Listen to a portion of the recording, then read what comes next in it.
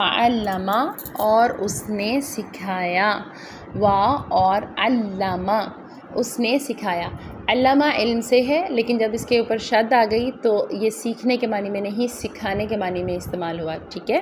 واو اور علامہ اس نے سکھائے، آدم کو، الاسماء نام، کلہا سب کے سب۔ کلہا کل سے ہے، جیسے اردو میں بھی ہم کل کا لفظ استعمال ہوتے ہیں، کل کائنات، ٹھیک ہے، کل اس کی کل حیاتی اتنی تھی، تو کلہا، ہا ہم مطلب پڑھ چکے ہیں، ہا ہی ہما ہننا، اگر لفظ کے آخر میں آ جائے تو اس کا مطلب ہوتا ہے اس کا، اس کی یا اس کے، ان کا ان کی یا ان کے، کلہا سب ان کے، ثم کا مطلب ہے پھر، عرضہم اس نے پیش کیا انہیں، عرضہ کا مطلب ہوتا ہے پیش کرنا، جیسے عرض کریں، آپ عرض کریں، آپ کیا کہنا چاہتے ہیں، تو یعنی پیش کریں، اپنی بات پیش کریں۔ عرضہم ہم نے پڑھا تھا، اگر لفظ کے آخر میں آ جائے، لفظ کے ساتھ آ جائے، ہم، ہما، ہننا، ہا، ہی، تو اس کا مطلب ہوتا ہے ان کا، ان کی یا ان کے، یا اس کا، اس کی یا اس کے، اور یہاں دیکھیں انہیں آ رہا ہے، جملے کے اعتبار سے تھوڑی سی شیپ چینج ہو گئی۔ علی الملائکتی، علی کا مطلب ہے پر، الملائکتی فرشتوں پر، ملائکہ کا لفظ اردو میں بھی استعمال ہوتا ہے اور عربی میں بھی ملائکہ کا مطلب ہے فرشتے۔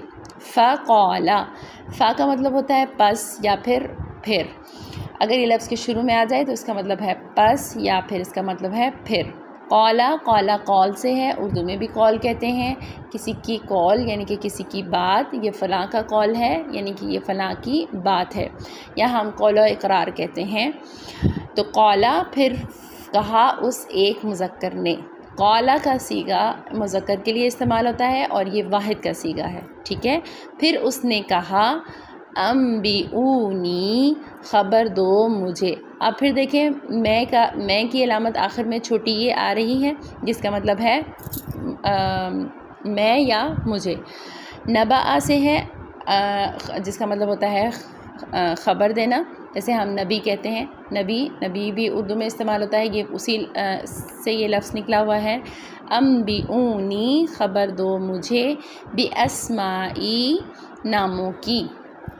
باقی ہم نے 6 معنی پڑھا تھے، ساتھ، سے، کا، کی، کے بدلے میں، ہؤلائی، ان سب کے سب، ان سب کی، ہؤلائی کا مطلب ہے سب کی، ان سب کی، ان اگر، کنتم، کن کا مطلب ہے ہونا، کانا یا کنو سے ہے ہونا، تم کا مطلب تم، اردو میں بھی تم استعمال ہوتا ہے، عربی میں بھی تم کا مطلب ہے تم، تم ہو تم، اور یہ جمع کا صیغہ ہے، ٹھیک ہے۔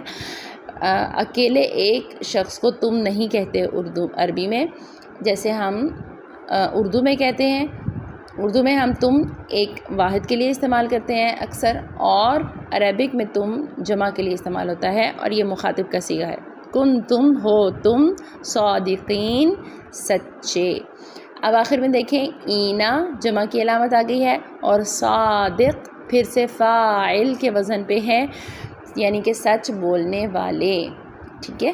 تو یہ یہاں پر بھی جمع کی علامت ہے، صادقین تم سب سچ بولنے والے۔